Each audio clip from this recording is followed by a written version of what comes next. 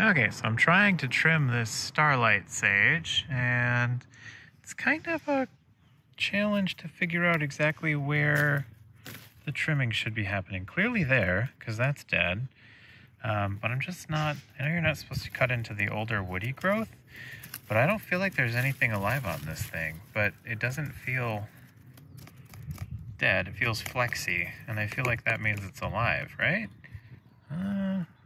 Yeah, you're just kind of winging it. Okay, I think I figured out what happened here. A deer that came through here and did some, like to rub their antlers on these, and they disconnected this whole branch. See, so I think this thing can go. This piece right here, this piece can go. Okay, so that piece is gone. I'm a little nervous about creating a wound that pathogens can creep in on, but these other pieces down here feel like they're firmly connected, and they don't feel like they're dead. So I'm kind of just snapping off the pieces that want to come off. Here's why I'm a little reluctant to go too hard, because look at this. This guy looks totally dead. We're following him down. This branch right here. See, following it. Oh, what's that? Look. Looks dead. It is not. There's new growth on this. So it wants to create structure from these old stalks. And should I let it do that? Or what? I don't really know. I will note, I have generally found that the internet is really good at telling you to cut your sages back hard, but not very good at showing you what that looks like. And also, they're so different from each other, or at least they seem to be to me. You know, the Starlight, this guy just shoots like millions of flower stalks up, and then it creates structure from those flower stalks. And I don't know what it means to cut this guy back hard, or if this is even the right time. And then there's like, you know, different opinions about when to do it. I don't know. Maybe I'm just forgetting. Okay, so I just did approximately 4 minutes of Googling, and it appears that what you want to do is prune the sages, since they're woody, I think, in spring, which is not right now. So maybe April? We'll do structural pruning. Right now, though, it appears it's okay to remove the dead wood.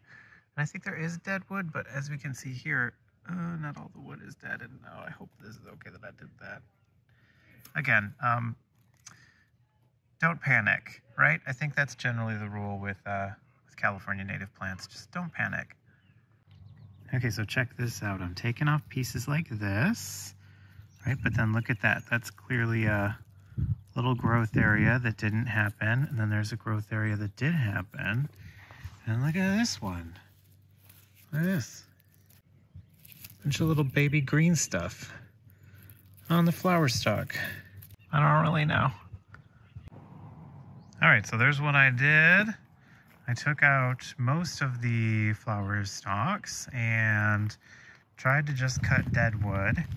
And it was pretty obvious when the wood I was cutting wasn't dead, but it left some really interesting structures like this one, where it's like, oh, here's a stalk with nothing on it. Then there's a little bit of green.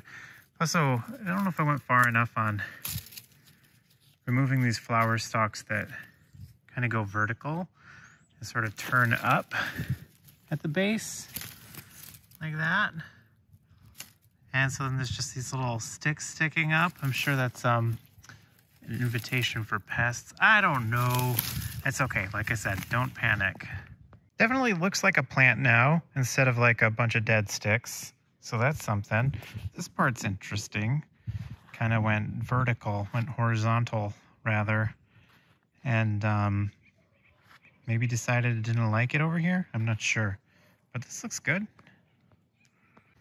There's the small mountain of stuff I removed. If you are more experienced with these types of sages, please feel free to let me know in the comments if I just murdered this guy, or if maybe I didn't go hard enough, or Maybe I absolutely should have waited. You know, what do you think? In the meantime, I'll just be here, not panicking. Now it's time for the deergrass. I have never done this, but these guys look a mess. And so I feel like it's just about time. These are 3 years old. I'm gonna see how I feel about cutting them all the way back. That was kind of fun. So it was really interesting. Once you kind of get sort of the new growth cut back, then you find all the old growth that's at the bottom and it's just kind of hanging out. It's not even attached anymore. Let's see if I can show you on the next one. Okay, so on this one I'm going to start by just chopping off the top. Okay, see, so it's going to be, so I started kind of chopping at the top and now I've revealed down here on the bottom. See, it's going to be this stuff. Watch this. It's going to just pops right out. All right, so that's 2 down. Got a nice haircut. Lots of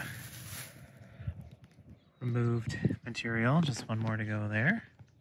This is the one that's probably doing the worst. All right, that was a lot of bulk removed from those 3. There's number 1 there. Number 2, that one's the biggest. And number 3 over there, that one's smaller, but it's I realized at the base of it, there's some engineering going on by some gophers or ground squirrels at the base, and I think that's why it's not quite as robust. So yeah, we'll see how they pop back.